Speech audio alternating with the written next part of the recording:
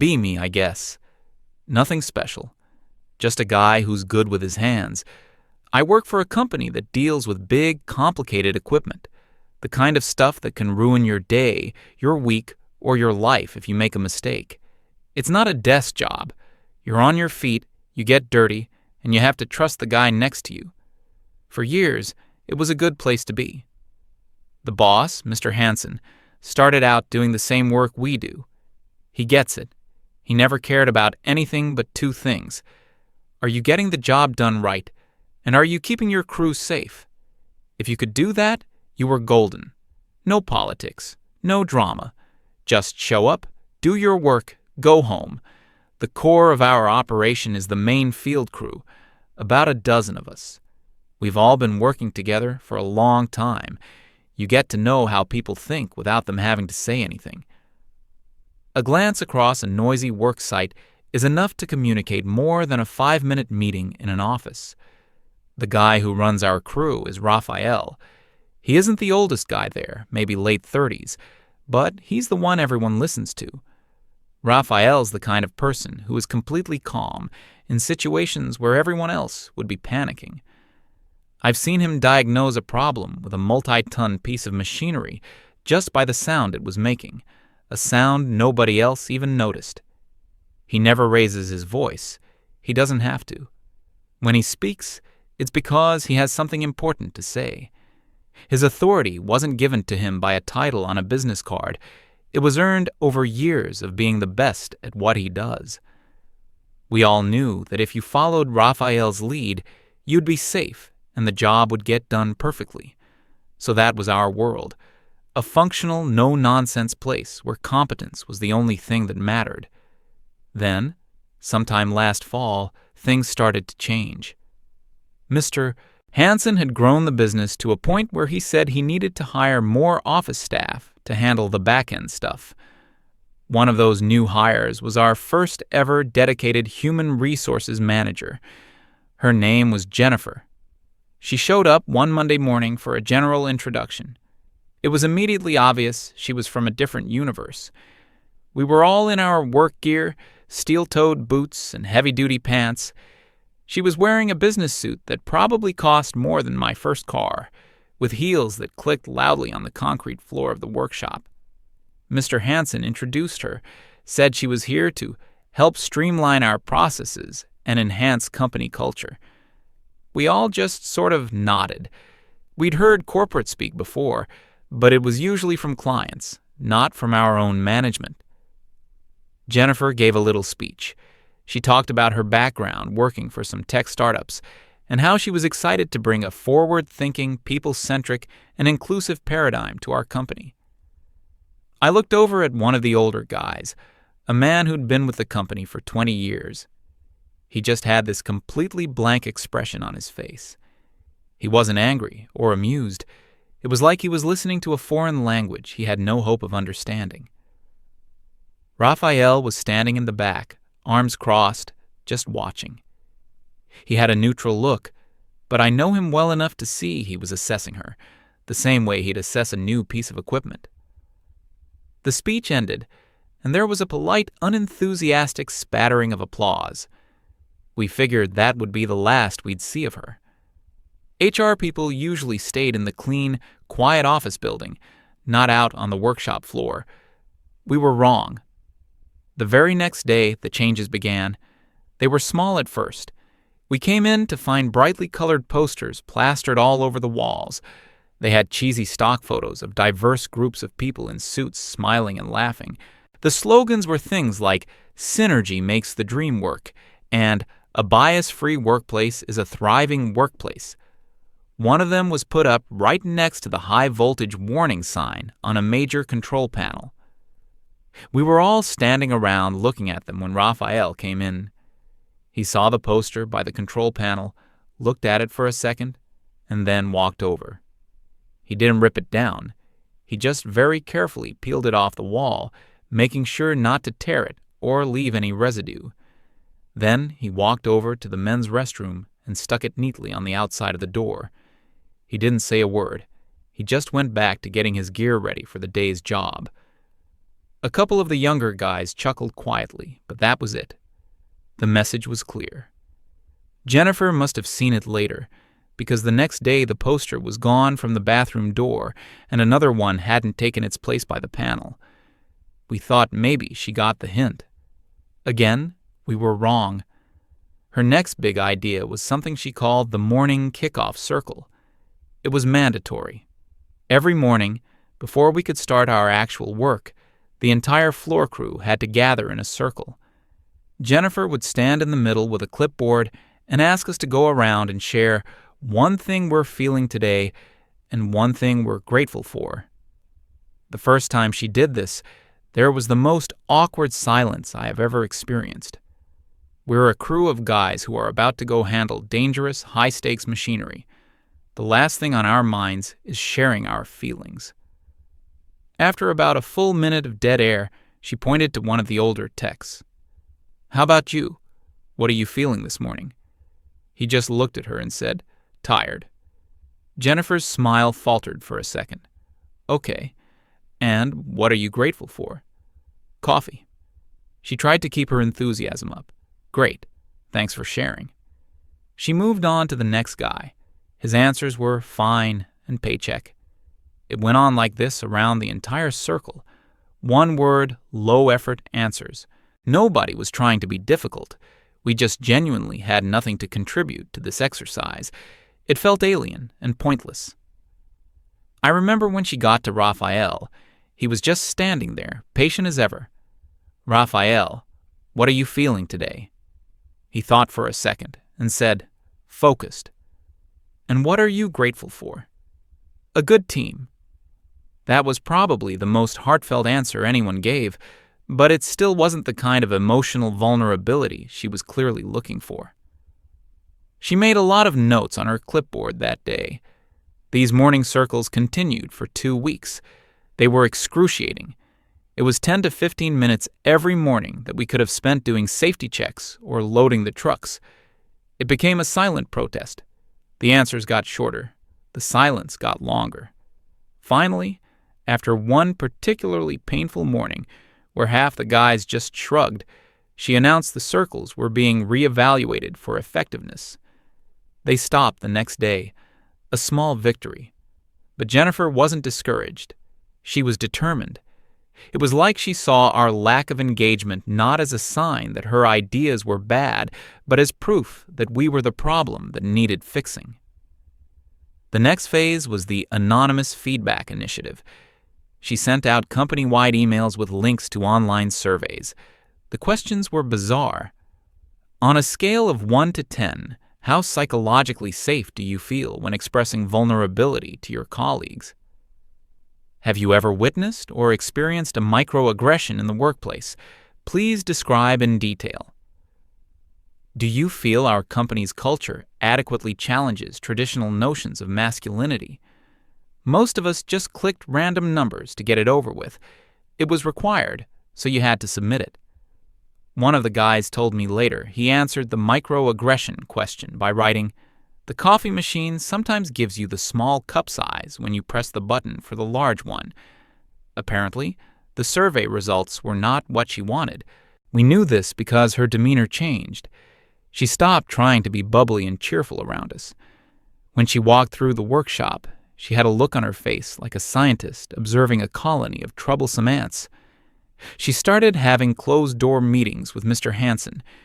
We didn't know what they were about, but we could guess.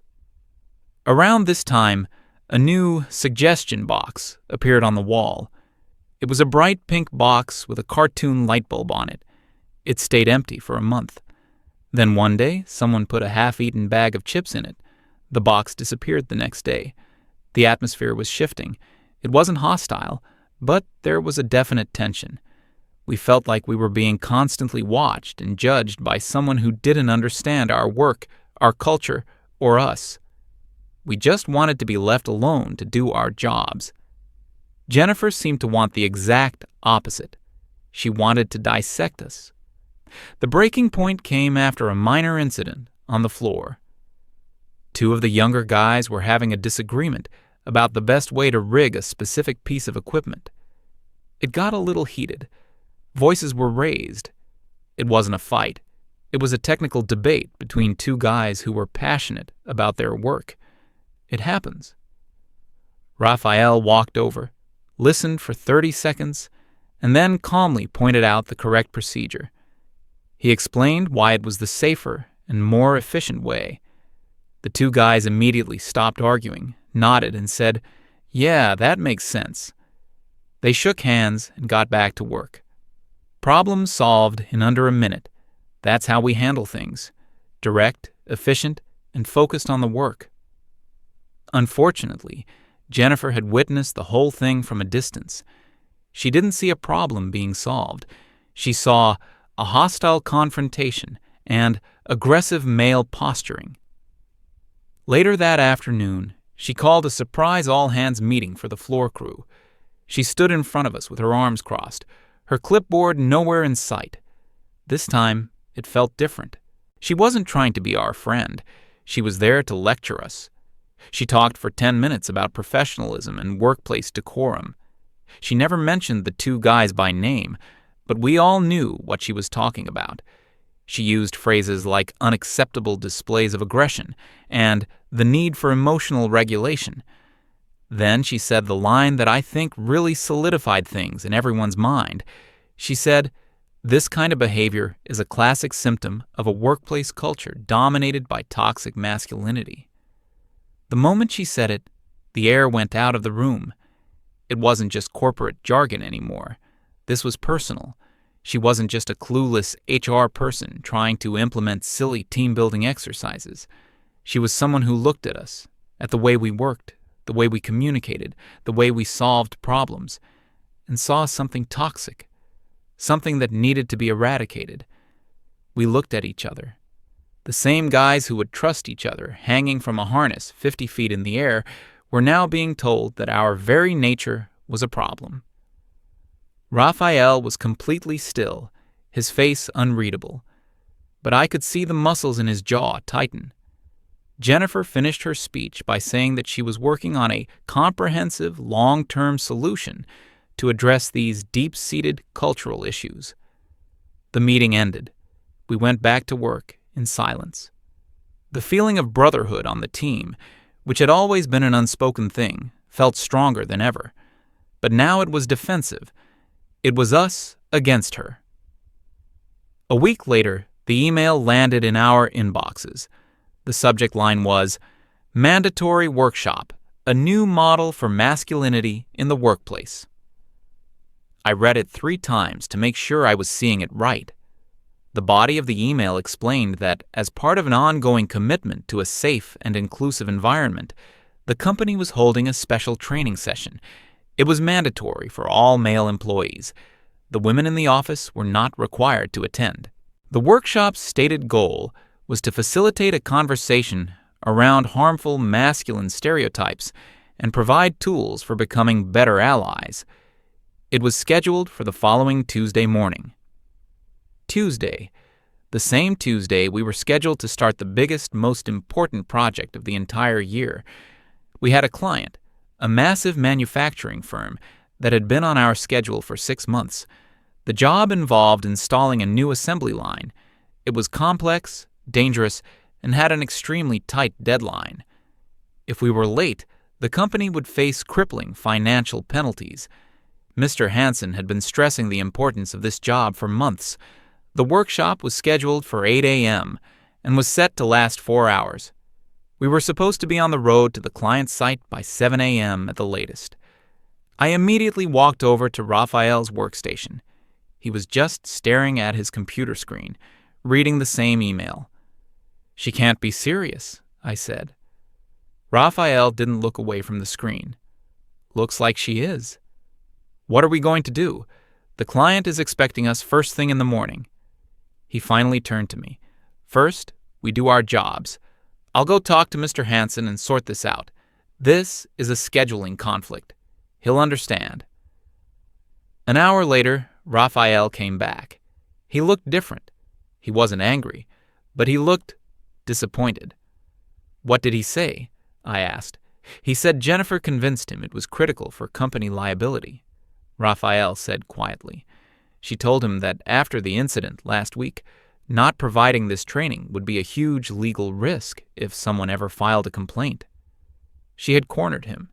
She'd used the language of lawyers and liability, the one thing that makes owners like Mr. Hansen nervous. So, we have to go? Raphael nodded slowly. We have to go. But I also told him that we will not be late for the client. I'll call the site foreman and tell him we'll be there by noon. We'll have to work a double shift to catch up. That was Raphael, always finding a solution, always putting the work first. But I could tell he was deeply unhappy about it. We all were. It wasn't about the training itself. It was the principle. It was being forced into a room to be lectured about how to be a man by people who had no idea what our lives were like. It was the implication that we were broken and needed to be fixed. The next few days were tense. Nobody talked about the upcoming workshop. We just focused on prepping for the big job, making sure every piece of equipment was calibrated and ready to go. The work was a comfort. It was logical. The laws of physics don't care about your feelings or your identity. A bolt is either tightened to the correct torque or it isn't. On Tuesday morning, we all came in early, as usual. We loaded up the trucks with everything we would need for the client's site. We wanted to be able to leave the second the workshop was over. At 7:55 a.m., Jennifer came into the workshop. Okay, everyone, time for our session. It's in the main conference room. She was smiling, that bright, false smile again. Slowly, we all put down our tools. We filed out of the workshop and walked over to the office building. It felt like being herded. The conference room had been rearranged. The big table was gone, and the chairs were set up in a large circle. At the front of the room was a whiteboard and a projector screen. Standing there next to Jennifer was a man we'd never seen before. He was young, maybe mid-20s, wearing a cardigan and thick-rimmed glasses. He had a soft, gentle smile plastered on his face. This had to be the facilitator. We all filed in and took a seat. The door closed behind us. There was a palpable feeling of dread in the room. It was like being in a principal's office, but all of us were there at once. Jennifer introduced the facilitator. I don't remember his name. He had one of those names that sounds more like a brand than a person. He started by thanking us for our courage and openness in participating. Courage, to sit in a chair. He then explained the ground rules for the day. He called them rules of engagement for a safe space. Rule 1 was to speak from the eye. Rule 2 was to listen to understand, not to respond. Rule 3 was to be mindful of the space you occupy. Most of us were just staring at him, completely bewildered. He smiled, as if we were all on the same page. Okay, so, for our first activity, I want us to go around the room and each share a time when we felt constrained by the expectations of traditional masculinity. The silence that followed was even heavier than the silence during the morning kickoff circles. It was absolute. Not a cough, not a shuffle of a chair. Just a dozen men staring back at him. He waited, his smile unwavering. No wrong answers here, folks. It's a safe space. Still nothing. He pointed at one of the younger guys. How about you? Ever felt like you couldn't express a certain emotion because you were told boys don't cry? The kid just shook his head. No. The facilitator's smile tightened just a fraction. Okay, well, that's a valid experience too. He tried someone else. Have you ever felt pressured to be the strong, silent type when you really wanted to talk about something? The guy, a veteran tech named Mike, just grunted. I talk when I have something to say. This was going nowhere. The facilitator was getting visibly flustered, but he was trying to hide it. Jennifer was standing in the corner, her arms crossed, a disapproving look on her face. She was watching us like we were all failing a very important test. The facilitator decided to change tactics. He abandoned the group activity and launched into what was clearly a pre-prepared lecture. He clicked a button, and a PowerPoint slide appeared on the screen behind him. It had a title, Unpacking the Invisible Knapsack. For the next 20 minutes, he talked. He talked about how, as men, we navigate the world with a set of unearned advantages. He explained that things we take for granted, like feeling safe walking alone at night or being taken seriously in a technical conversation, were forms of privilege that we needed to acknowledge. He wasn't yelling. His voice was soft, calm, and incredibly condescending. It was the voice of someone explaining a simple concept to a child. With every sentence, I could feel the mood in the room getting colder. We were a crew of men who worked hard for everything we had. Some of the guys had come from nothing, built lives for themselves through skill and sheer effort. To be told that our successes were unearned was a profound insult. He moved on to his next point. He talked about emotional labor and how men traditionally outsource it to women. He talked about how our silence, our focus on solutions instead of feelings, was a way of avoiding our responsibility to be emotionally present. I glanced at Raphael. He was sitting perfectly still, his hands resting on his knees. He was looking directly at the facilitator. His expression was a blank wall. The facilitator then put up another slide. It was a diagram, a pyramid. The title was The Pyramid of Harm. At the bottom of the pyramid were things like jokes and locker room talk. At the very top was violence. He explained in his patient, patronizing tone that the things at the bottom of the pyramid create a culture that enables the things at the top. He was drawing a direct line from our way of talking and interacting with each other to the worst things imaginable. That was it. That was the moment. I think for all of us, that was the line. It was a collective accusation. We were being told that we were, by our very nature, complicit in something awful. And then it happened. The facilitator was in the middle of a sentence about our collective responsibility to dismantle these systems. Raphael moved. He didn't stand up abruptly. He didn't make a sound of protest. He simply, quietly, and deliberately placed his hands on the arms of his chair and pushed himself to his feet. The scrape of the chair legs on the floor was the only sound in the room. The facilitator stopped talking mid-sentence. He and Jennifer both stared at Raphael. Raphael didn't look at them. He turned, took 2 steps to where his jacket was hanging on the back of his chair, and picked it up. He slung it over his shoulder. Then he started walking towards the door. His steps were measured and calm. He wasn't storming out. He was just leaving. Jennifer finally found her voice. "Raphael, this workshop is mandatory. Where are you going?" He didn't stop walking. He didn't even turn his head. He just kept moving towards the door. As he passed the first row of chairs, Mike, the veteran tech, watched him go. Then Mike stood up too. He didn't say a word. He just stood up and followed Raphael. Then the next guy stood up, and the next. It was a chain reaction, a silent, coordinated movement. One by one, every man in that room got to his feet. Nobody looked at each other. Nobody nodded or gave any signal.